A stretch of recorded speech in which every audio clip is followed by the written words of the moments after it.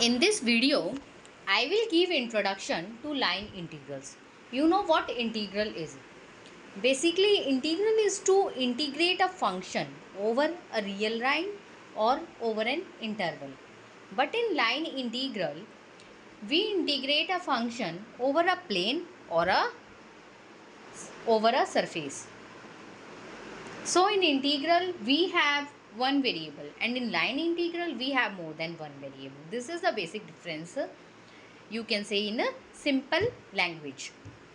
So let's get started. So definition is line integrals are integrals of functions.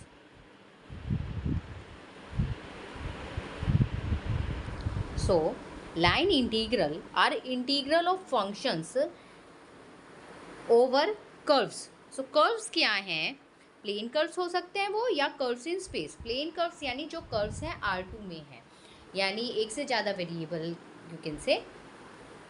So plane curves क्या है? A plane curve is a vector valued function with domain a subset of R. तो यहाँ पे जो domain है वो R का subset है, लेकिन जो रेंज है वो सबसेट ऑफ R2 है. यानी हम यहाँ दो वेरिएबल्स की बात कर रहे हैं प्लेन कर्व्स में. A plane curve is a vector valued function C equal to xy with domain a subset of R and range a subset of R2. So in another way क्या कह सकते हैं? So a plane curve is a curve in R2 with the set of points. Plane curve is a curve in R2 with a set of points, collection of all those x comma y equals to fx, x belongs to closed interval ab. तो y को भी हम अगर function of x लिख दें और x हमारा a से b जा रहा है, ठीक है, इस तरह से कर सकते हैं. या x equals to t, y equals to f t लिख दो, यानी किसी अनदर वेरिएबल t की फॉर्म का लिख देते हैं. यानी हम अगर हमें इंटीग्रेट करना है तो हम क्या करेंगे? हम एक ही वेरिएबल में कन्वर्ट करना चाहेंगे, तभी हमारा इंटीग्रेशन पॉसिबल हो पाएगा. ठीक है, तो उसके लिए हम या पैरामीट्रिक का यूज़ कर लेते हैं, यानी पैरामीट्रिक का, यानी x को भी किसी अनदर वेरिएबल की फॉर्म में लिख देते हैं, y को भी किसी उस वेरिएबल दूसरे वेरिएबल की फॉर्म में लिख देते हैं. सो अब कर्व्स इन स्पेस क्या है? कर्व इन स्पेस और curve in R cube. So a vector valued function C equal to x Y z with domain. तो यहाँ पे जो है हमारे पास तीन वेरिएबल्स हैं. With domain a subset of R, domain तो हमारा सबसेट ऑफ R है, and range a subset of R cube, और रेंज जो है वो R क्यूब का ही सबसेट है. R क्यूब का सबसेट है, यानी हम थ्री वेरिएबल्स में बात कर रहे हैं. Range a subset of R cube. This is said to be curve in space और curve in R cube. So set of points कैसे हैं? X Y Z. Three set points हैं, X Y Z, three variables हैं हमारे पास. अगर हमें इन्हें किसी अनदर वेरिएबल की फॉर्म में लिख दे, टी की फॉर्म में लिख दे, तो एक्स को हम फंक्शन ऑफ टी लिख देते हैं, वाई को another function of t, z को फंक्शन ऑफ टी. अब यहाँ पे टी वेरी कर रहा है ए बी में. This is said to be curve in space और कर्व इन आर क्यूब. ये अनदर वे है इस चीज़ को कहने का कि कर्व इन स्पेस कैसा होता है. नोटेशन क्या है? Integral over C f x Y d x. अगर मैं ये लिख रही हूँ, this means this is called the line integral.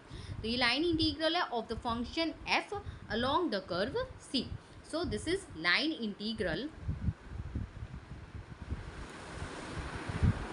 This is line integral of the function f over the curve C. इसको इस तरह से रीड करते हैं. अब कुछ प्रॉपर्टीज़ है लाइन इंटीग्रल्स की. क्या प्रॉपर्टीज़ है? First, if k is any constant. अगर k कोई कांस्टेंट ले लेते हैं, if k is any constant, integral करते हैं हम k इंटू एफ एक्स का, तो क्या होगा? k हमारा इंटीग्रल के बाहर आ जाएगा और फंक्शन का हम इंटीग्रेशन कर देंगे. दोनों चीज़ इक्वल होती हैं. Next property, if f and g R integrable on c. अब f और g दो फंक्शंस हैं जो कि इंटीग्रेबल हैं c पर, यानी हम उनका इंटीग्रेशन कर सकते हैं c, यानी उस कर्व c पर, और यहाँ लाइन इंटीग्रल की बात कर रहे हैं. ठीक है, सो f और g अगर दो इंटीग्रेबल फंक्शन है c पर, तो उनका जो सम और डिफरेंस होता है वो भी इंटीग्रेबल होगा उस कर्व c में. और क्या होगा? इंटीग्रल ओवर सी f प्लस माइनस जी डी एक्स. यानी जब हम इंटीग्रल करते हैं f प्लस जी या f माइनस जी को, तब integral over C f d x and integral over g d x, इस तरह से हम अलग अलग लिख सकते हैं और ये चीज़ बराबर होती है.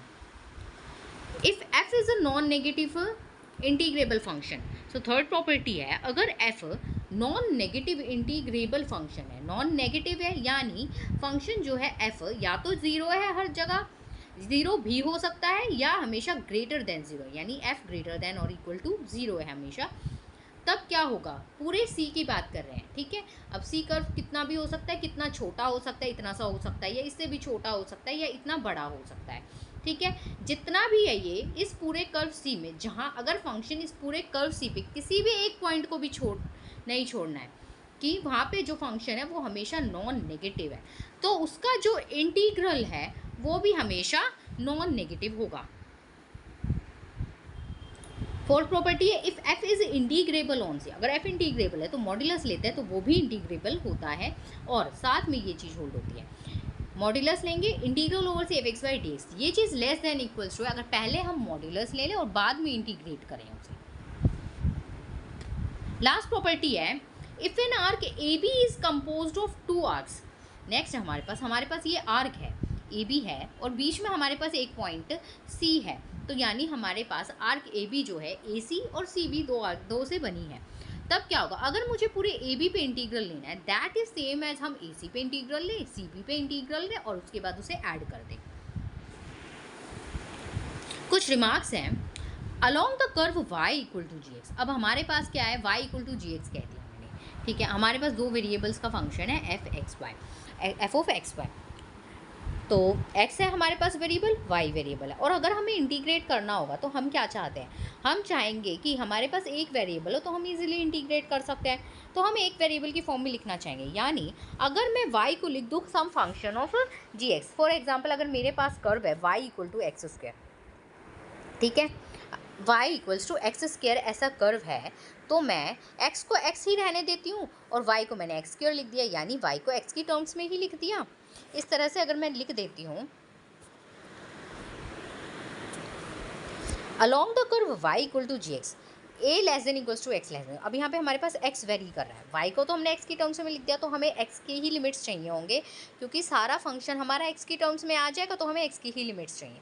तब क्या होगा, अगर मैं इंटीग्रल करती हूँ over C f x by d y is equals to integral a to b, अब यहाँ पे जो है जब पूरा फंक्शन हमारा x में आ जाएगा तो लिमिट्स यहाँ पे हम x की लगा देंगे, लिमिट्स यहाँ पे x की लग जाएंगी, एफ ऑफ x तो x रहेगा, अब y को मैंने जी एक्स लिख दिया, तो यहाँ पे भी y को मैं जी एक्स लिख देती हूँ, और डी वाई को हम लिखेंगे, यहाँ पे थोड़ी सी मिस्टेक है, डी वाई को हम कैसे लिखेंगे, अब मैं जब कह रही हूँ y equal to g x है, तो डी वाई लिखने के लिए क्या करेंगे, हम दोनों साइड डिफ्रेंशिएशन कर देते हैं, तो डी वाई लिख देते हैं, और ये तो फंक्शन ऑफ एक्स ही है, सो जी डैश एक्स डी एक्स, ये इस तरह से लिखा जाएगा, तो यहाँ डी एक्स के साथ जी डैश एक्स भी आएगा, आप ऐड कर लेना अपनी नोटबुक में।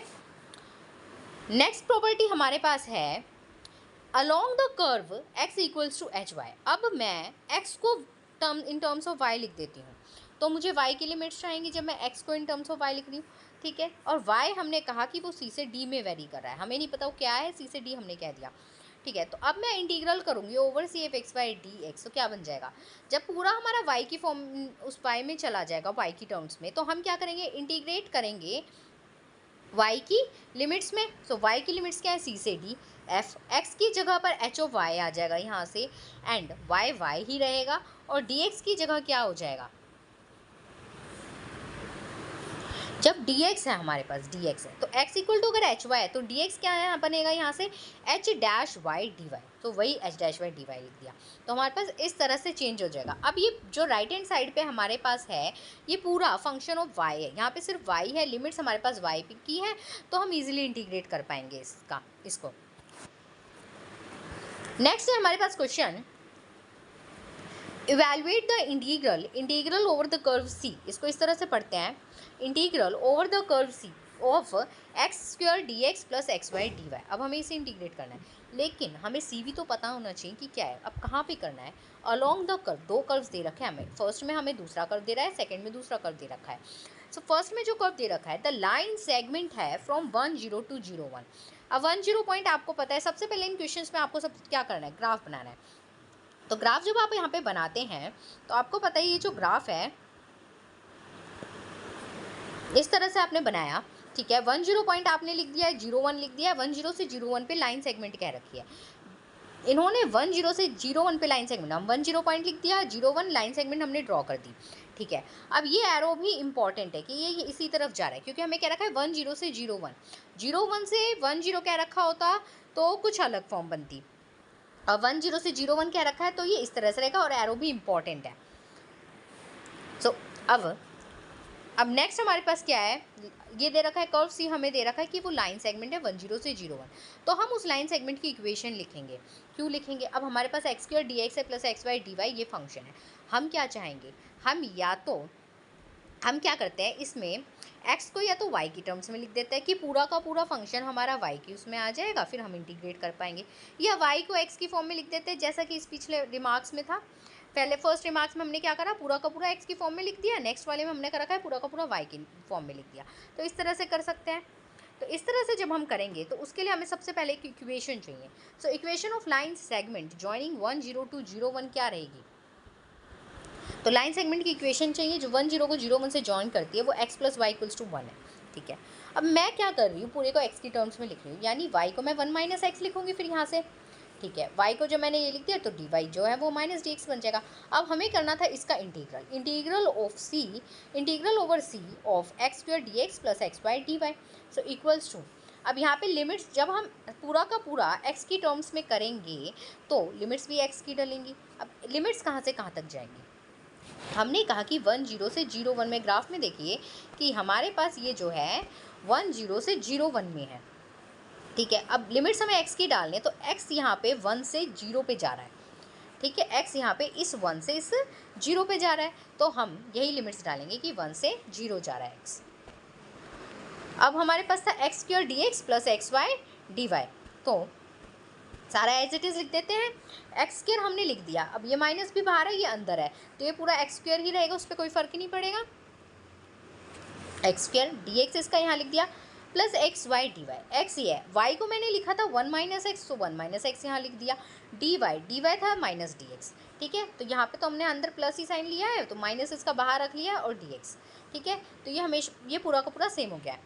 ठीक है, अब नेक्स्ट हमें क्या करना है, इंटीग्रेट करना है। तो सबसे पहले इसको सही से कंबाइन कर लेते हैं, लाइक टर्म से एक साथ लिख लेते हैं, तो ये बन जाएगा integral over 1 to 0 of 2x square minus x D x. इसको इंटीग्रेट करते हैं तो हमारे पास ये आ जाता है, तो इसका आंसर आ जाएगा माइनस का 1/6। नेक्स्ट है हमारे पास यहाँ पे क्या दे रखा है, द क्वार्टर सर्कल। पहले वाले क्वेश्चन में हमें क्या लेनी थी, लाइन सेगमेंट लेनी थी। ठीक है, फ्रॉम 10 से 01 में। नेक्स्ट वाले में हमें लेना है क्वार्टर सर्कल, तो हमें सर्कल लेना है 10 से 01। देखो यहाँ पे 10 से 01 में लाइन सेगमेंट थी, इस ग्राफ में देखिए, और नेक्स्ट वाले में जो है वो सर्कल लेना है हमें 10 से 01 में। और ये उसमें इसमें एक चीज़ पहले ही कह दिया कि x को हम इन टर्म्स ऑफ t लेंगे, y को इन टर्म्स ऑफ t लेंगे, तो हम यहाँ पे लिमिट्स डालेंगे t की, तो t हम देखेंगे कि कैसे निकालेंगे। सो नेक्स्ट है हमारे पास, so here we have to take parameter, यानी हमें क्या ही रखा है कि हमें पैरामीट्रिक फॉर्म में लिखना है, टी की फॉर्म में। सो एक्स को कॉस टी लेना है, हमें वाई को साइन टी लेना है। ठीक है, ग्राफ बना लिया है। 10 से 01 में हमें क्वार्टर सर्कल लेना है। अब क्वार्टर सर्कल कहाँ है, इसका मतलब हमें क्या करना है, क्वार्टर सर्कल बनाना है, इसका मतलब ये क्लोज्ड कर्व रहेगा। सो अब यहाँ पे हमारे पास क्या है, ये हमेशा क्लोज्ड कर्व है क्योंकि इन्होंने क्वार्टर सर्कल कह दिया। ठीक है, तो ये हमेशा क्लोज्ड कर्व रहेगा इस तरह से। अब x equal to cos t कह दिया, y equal to sine t कह दिया, हम जा रहे हैं 10 से 01 में, तो t की लिमिट्स हमें किस तरह से डालनी है। ठीक है, हमने देखा जब मैं t को 0 से π/2 में वेरी करती हूँ, यानी t जब 0 है, t जब 0 होगा, t जब 0 होगा तो x की वैल्यू 1 आ जाएगी, यानी ये चीज़। ठीक है, और y की वैल्यू उस टाइम 0 आ जाएगी, यानी ये चीज़ सेटिस्फाई हो गई। अब t जब π/2 है तो x की वैल्यू क्या आ जाएगी, 0 आ जाएगी, यानी ये सेटिस्फाई हो गया। और t की वैल्यू जब π/2 है, y की वैल्यू तब 1 होगी, यानी ये चीज़ भी सेटिस्फाई होगी। ठीक है, तो इसमें थोड़ा सा आपको टाइम लग सकता है समझने में, पर धीरे धीरे आपको आ जाएगा। तो t जब यहाँ 0 से π/2 वेरी कर रहा है तो x cos t है, y equal to sine t है। ठीक है। dx देखना है, dy देखना है, तो dx निकाल लिया आपने, dy निकाल लिया, तो dx हमारा ये बन जाता है minus sine t d t, d y हमारा कॉस टी डी टी बन गया है। अब हमें इस इंटीग्रल की वैल्यू देखनी है, integral over C of x square D x plus x Y D y. Integral क्या है, अब हम टी की टर्म्स में लिखेंगे तो लिमिट्स जो है वो टी की डालेंगे। अब टी की जो है वो 0 से π/2 तक वेरी कर रहा है, सो 0 से π/2 एक्स स्क्वायर डी एक्स। अब एक्स जो है आपने तो कॉस टी लिख दिया है, तो कॉस टी लिखेंगे उसको, एक्स स्क्वायर आ गया, ठीक है। डी एक्स है, डी एक्स क्या है यहाँ पे, माइनस का sine t plus x Y D y, x और वाई, एक्स वाई यानी कॉस टी साइन टी और डी वाई यानी कॉस टी डी टी, और डी टी आपने एक साथ बाहर लिख दिया। तो यहाँ पे जैसे ही आप देखेंगे क्या बन रहा है, ये minus sine t cos square t plus sine t cos square t यानी ज़ीरो बन रहा है। इंटीग्रल ज़ीरो का इंटीग्रल करता है तो वो ज़ीरो आता है, सो इसका आंसर आ गया है zero. That's all for today's lecture. In next lecture, we do more questions like this and I will introduce what is double integral. Thank you. Please like and share the video and subscribe the channel.